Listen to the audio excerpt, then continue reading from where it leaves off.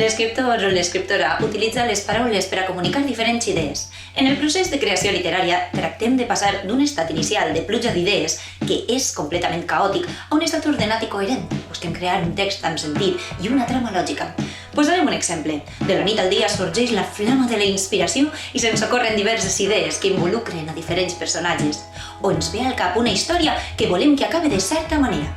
Tenim tot en la ment, però ens queda per saber què passarà des del moment que els personatges apareguen en escena fins al moment del clímax final. Com desenvolupem aquestes idees? Vull dir, quin tipus d'escriptors o escriptores som? Encara que existeixen moltes classificacions de quants i quins tipus d'escriptors hi ha, la veritat és que totes es poden resumir en escriptor de brúixola i escriptor de mapa. Són diferents maneres d'entendre l'escriptura que estan molt vinculades al caràcter de cadascú.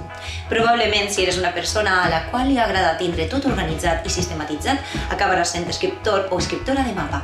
I si eres d'eixos que es llança a l'aventura sense planificar massa, seràs escriptor brúixola. Començarem parlant de l'escriptor brúixola. Els escriptors i escriptores de brúixola saben a on volen arribar, però és pràcticament l'única cosa que tenen clar sobre la seva idea. El seu punt de referència és aquest nord simbòlic i la resta deixen que fluïsca conforme a allò que la inspiració els diu a cada moment. Si eres una persona metòdica, segur que et sembla que aquest sistema d'escriptura acabarà en catàstrofe. Però grans novel·les han sorgit de la ploma d'escriptors brúixola. Per exemple, el famós escriptor japonès Haruki Murakami reconeix que quan s'asseu a escriure no té cap estructura pensada, només una imatge d'alguna idea de com vol que siguin els seus personatges. A partir d'ací, deixa que la història es genere quasi sola i fins i tot es sorprèn amb el que va sorgint. Una altra escriptora de brúixola famosa és Patricia Highsmith, la famosa mestra del suspens. Highsmith va guanyar reconeixement mundial per la profunditat dels seus personatges i perquè les seues trames són elaborades i complexes. En més d'una ocasió va reconèixer que era una escriptora brúixola. Avantatges de ser escriptor o escriptora de brúixola? No hi ha límits a la imaginació, ja que els personatges, les trames, no es troben empresonats en un guió previ i poden canviar. En no tindre una idea preconcebuda dels personatges, aquests poden modelar-se a la història i créixer amb ella. Com que no tenim totes les parts de la història ben definides i estructurades, de vegades els personatges s'enfrontaran a situacions extremes que no havíem previst. Com actuaran? Imagineu que el nostre protagonista és un tímid programador web que pràcticament no ix de casa i la nostra història flueix i ens trobem a la seu de l'ONU intentant convèncer líders mundials de que no és bona idea començar la Tercera Guerra Mundial. Bé, potser és una situació massa extrema, però eixa és la idea. Els textos resultants són més frescos, originals i imaginatius. També és cert que l'escriptor de brúixola produeix textos molt més ràpid que l'escriptor de mapa, ja que estalvia el temps dedicat a planificar. Això és un avantatge i alhora un inconvenient, perquè per aquesta mateixa raó se'ls acusa de vegades d'escriptors i escriptores mandrosos. Els inconvenients? És fàcil cometre inexactituds. Es pot caure en l'error de confondre personatges, esdeveniments, llocs. En Joaquim era el cosí de Marieta o era Pasqual? Per això, encara que eviten el treball previ de planificar, han de revisar a consciència el text. De la mateixa manera, és probable que en rellegir la història ens n'adonem que l'inici no té connexió amb el final. Per exemple, aquell personatge al principi anava a ser imprescindible, però després ha resultat que no tenia cap pes en la trama principal i l'hem d'esborrar. Per això molts escriptors de brúixola es veuen abocats a reescriure i això genera que mai arriben a acabar el text. De tota manera, si et sents identificat amb aquesta mena d'escriptors, no desesperes. Et donarem uns consells per a guiar-te amb la brúixola sense acabar en el caos més absolut. Inicia el procés d'escriptura de manera automàtica, deixa la ment en blanc i allò sobre el que vulguis escriure anirà venint a tu. Plasma-ho en un paper sense pensar massa. Quan hagis acabat, guarda i deixa-ho reposar. Passat un temps, no fa falta que siga massa, per almenys un parell de dies, torna al document i dona forma a aquestes idees inicials. Ordena-les, desenvolupa els esbossos i escriu guiant-te per la teua intuïció. En tercer lloc, toca tornar a llegir-ho tot i enfrontar-nos a la poda. Elimina tot allò superflu, qualsevol cosa que interrompa la lectura ha d'anar fora. I finalment cal abrillantar el text, donar-li cohesió i corregir els possibles errors de forma o sintàctics que hagin resultat de la poda. Encara que si és possible, faltaria una fase final. Troba algú de confiança i que siga bon lector i passa-li el teu text. Serà el teu lector o lectora zero, la persona que t'ajudi a detectar errors que hagis passat per alt. Potser pensaràs que després de llegir almenys 4 vegades el text és impossible que no t'hagis adonat d'alguna cosa.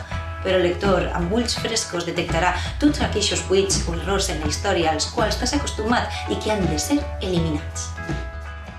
Parlarem ara de l'escriptor o escriptora de mapa. Com podeu imaginar, és tot el contrari a l'escriptor de brúixola. El seu treball previ abans d'escriure la primera línia del relat és molt detallat. Un escriptor de mapa elabora una guia o escaleta de tot allò que vol contar, de manera que quan per fi s'asseu a escriure, tota la trama està clara, inici, nus i desenllaç, i la improvisació es redueix al mínim.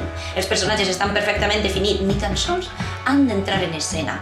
Ja ho sabem tot sobre la seva personalitat, el seu comportament. Els esdeveniments són clars i ordenats en el temps. Coneixeu exemples d'escriptors de mapa famosos?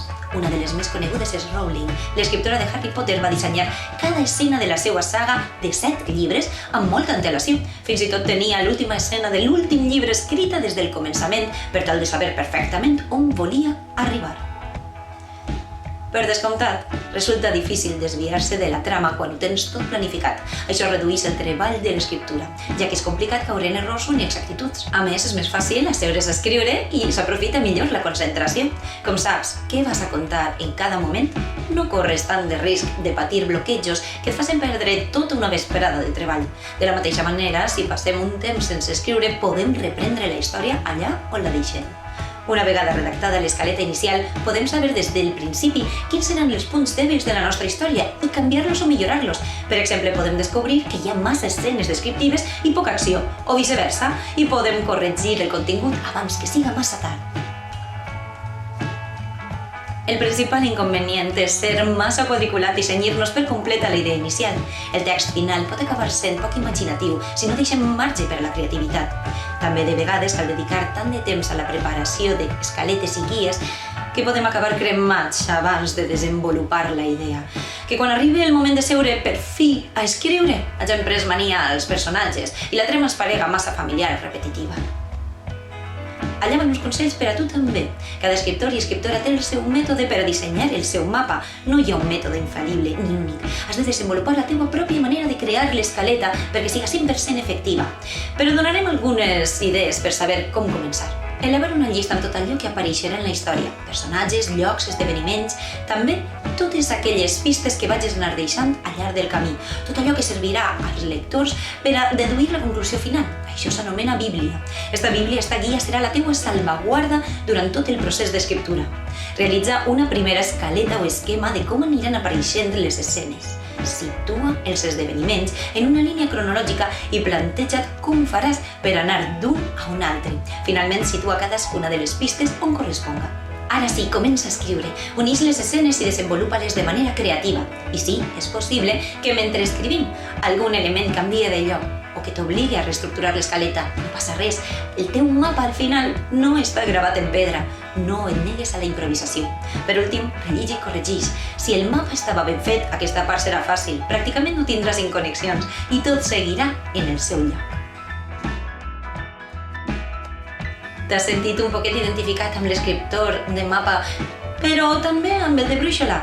És normal, hi ha molts escriptors híbrids. Solen rebre el nom d'escriptor o escriptora paisatgista. Un paisatgista fa una anàlisi del terreny abans de començar a plantar el jardí, però una vegada comença a cultivar no té un esquema determinat. Un escriptor paisatgista seria aquell que dissenya un mapa, però després, quan s'asseu a escriure, no el té davant. D'aquesta manera, enumera en la ment els esdeveniments, personatges i l'estructura general, però a l'hora de la veritat deixa que el text fluïsca. Si és el teu cas, t'aconsellem que una vegada hagis acabat d'escriure, tornes a consultar les teues notes. Potser se t'ha oblidat situar un element important o potser has avançat esdeveniments que tenies previst incloure més endavant. D'esta manera vas recorrent el terreny guiat per la brúixola, però sense perdre de vista el mapa. Provarem a ser escriptors i escriptores de brúixola. Practica l'escriptura automàtica. Escriu durant 10 minuts tot allò que et passi per el cap. Poden ser idees inconnexes o pots començar a escriure els primers paràgrafs d'un text. El que vulguis. Deixa la ment en blanc i escriu. A continuació, desenvolupa aquestes idees. Si has escrit alguna característica de personatges, dones forma, posa els noms i cognom i situa'ls en un context. Si has parlat d'un lloc, posa-li color, situa'l en el mapa. Finalment, escriu un text d'unes 750 paraules amb tots aquests elements. Ara ens convertirem en escriptors i escriptores de mapa, però usarem els elements generats durant el procés d'escriptura automàtica. Fes una llista amb tots aquests elements, afitxes escenes, esdeveniments, tot allò que cregues que li mancava. Una vegada ho tingues, Crea la teua pròpia successió d'esdeveniments. Comença situant l'escena inicial i la final. Distribueix enmig tot allò que vulguis que passi en el relat. Una vegada plantejada la línia d'esdeveniments, pots afegir o llevar elements segons ho veges necessari. I ara, escriu un text d'unes 750 paraules aproximadament, seguint el mapa que has traçat. Esperem llegir aquests relats.